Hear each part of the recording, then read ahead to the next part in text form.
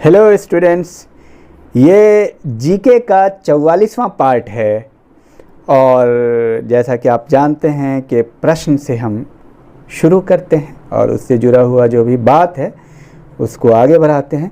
इससे पहले कि हम प्रश्न लें, आप में से जो लोग नए हैं और सब्सक्राइब नहीं किया है ज़रूर सब्सक्राइब कर लीजिए और बेल आइकन भी प्रेस कर लीजिए ताकि आपको वीडियो सिस्टमेटिक पहुंच जाए। आप जानते हैं कि जब आप बेल आइकन प्रेस करते हैं और उसमें एक बटन ऑल का आता है, जब आप उसको दबाएंगे ना तो सारी वीडियो एक साथ क्रम से आपके पास पहुंच जाएगी।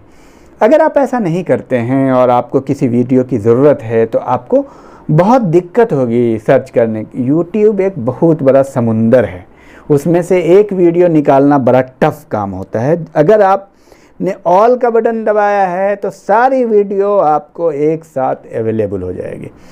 आपको मैं ये बता दूं, मैं ये बात क्यों बताता हूं, बहुत सारे विद्यार्थियों का अभी भी हमारे पास आता रहता है इंक्वायरी, पूछते हैं कि सर ये वाला वीडियो भेज दीजिए लिंक।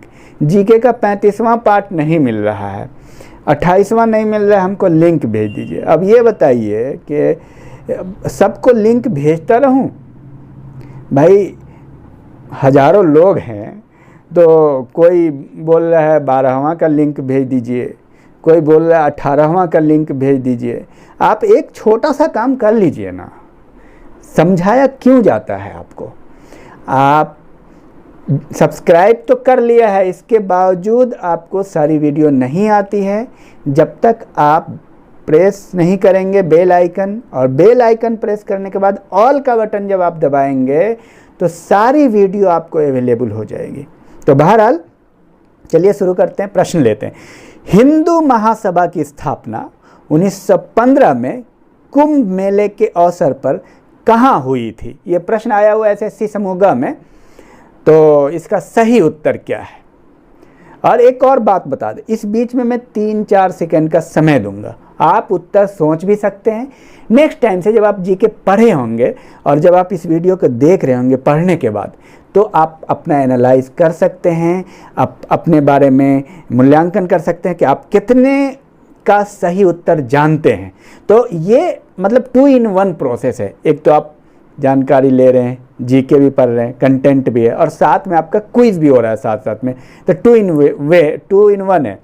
तो आप बताइए, हिंदू महासभा की स्थापना 1915 में कुंभ मेले के अवसर पर कहाँ हुई थी? तो हरिद्वार इसका सही उत्तर है, आया हुआ प्रश्न है, तो आप समझ गए होंगे।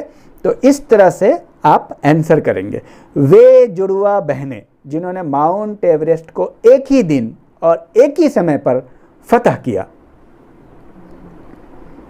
सोचिए। ताशा और नुंगशी, चूंकि उत्तराखंड से भी जुड़ा हुआ है, और ये प्रश्न एक एग्जाम में नहीं कई एग्जाम में पूछ चुका है और हमेशा पूछने की संभावना है क्योंकि इस तरह के प्रश्न पूछे जाते रहते हैं। ताशा और नुंगशी। नेक्स्ट एक क्वेश्चन आया था, जल विद्युत ऊर्जा है, और काफ़ी डिस्क्रिप्टिव आंसर था उसका, मैं बताता हूँ आपको। जल विद्युत ऊर्जा है, सही उत्तर है। बहते हुए जल को ऊंचाई से नीचे गिराकर टरबाइन के इंजनों से जल विद्युत का उत्पादन किया जाता है। टरबाइन के इंजनों से जल विद्युत का उत्पादन किया जाता है, उसको जल विद्युत ऊर्जा कहते हैं। जल विद्युत ऊर्जा में प्रथम स्थान अमेरिका का है। जल विद्युत ऊर्जा में प्रथम स्थान अमेरिका का है और द्वितीय स्थान कनाडा का है और तृतीय स्थान भारत का है और चतुर्थ स्थान जापान का है। फिर से क्रम बताते हैं, जल विद्युत ऊर्जा में विश्व में क्रम क्या है? America, Canada, Bharat, Japan, Italy, Norway, Sweden, घटते क्रम में। नेक्स्ट प्रश्न, 14 नवंबर को मनाया जाता है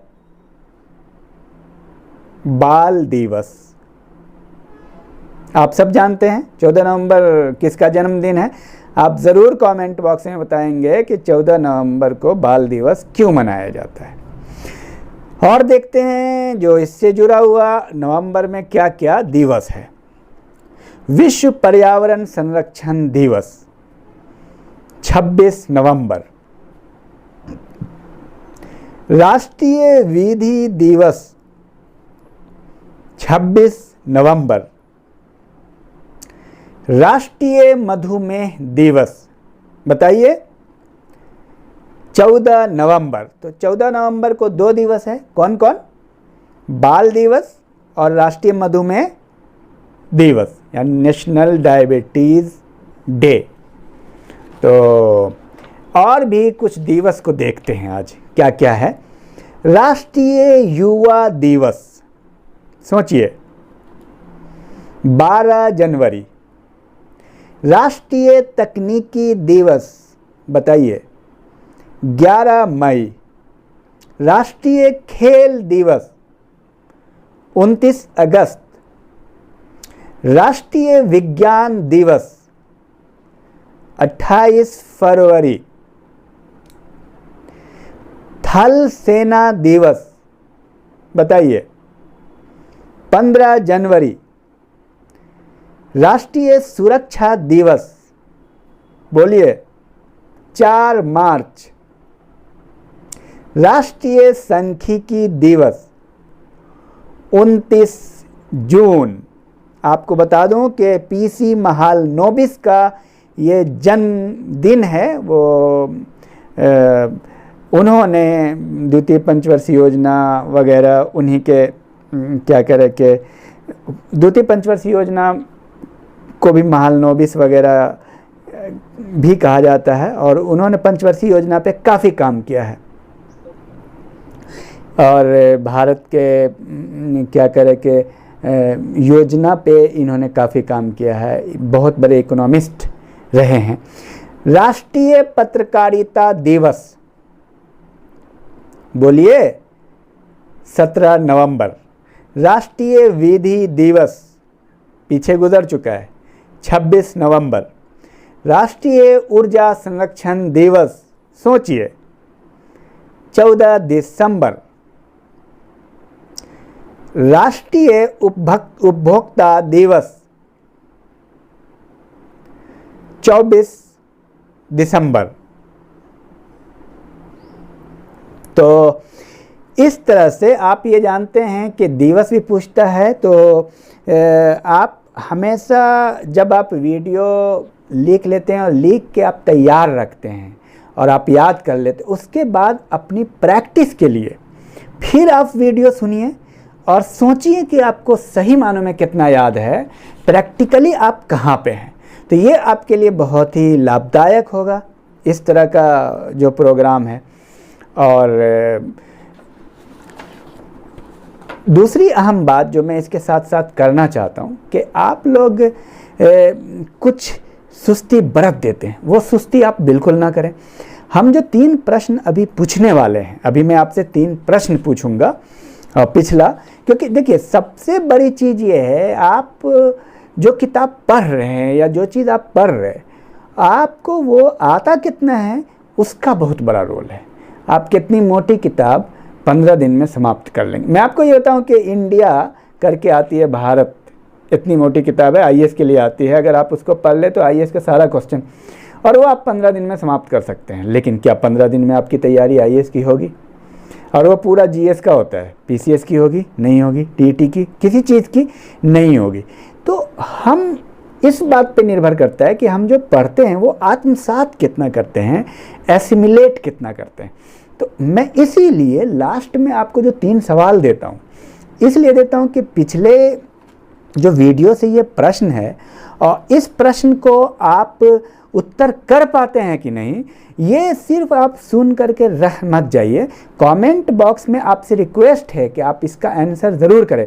पता है आप आंसर नहीं करेंगे तो फिर हम वीडियो क्यों बनाएंगे, ये एक प्रश्न आता है। हमें पता नहीं चलता कि कितने लोग इसको सुन रहे हैं, कितने लोग इससे फ़ायदा उठा रहे हैं। जब आप उसमें लिखेंगे ना तो हमको पता चलता है, हम भी मोटिवेट होते हैं, हमको लगता है कि नहीं हम सही काम कर रहे हैं। तो जब आप इन तीनों सवालों का जवाब वहाँ देंगे तो हमें महसूस होता है कि इतने स्टूडेंट फ़ायदा उठा रहे हैं। तो इसका ये बेनिफिट है। तो पहला सवाल है कि ताजमहल किसको किसके प्रभाव से खतरा है, वो कौन सी गैस है जिसके प्रभाव से खतरा है, पहला सवाल। और दूसरा प्रश्न, दांडी मार्च किस व्यक्ति से जुड़ा हुआ है। और तीसरा प्रश्न, बारदोली सत्याग्रह में किस व्यक्ति का नाम है।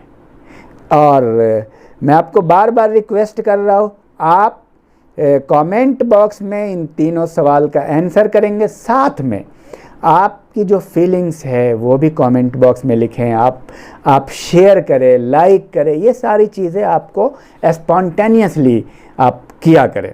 तो सबसे पहले तो आंसर करें। तो बहरहाल मैं उम्मीद करता हूँ कि आपको इस वीडियो से फ़ायदा पहुँचेगा, और आपको कितना फ़ायदा पहुँच रहा है ये आप बताएंगे कमेंट बॉक्स में। Thank you.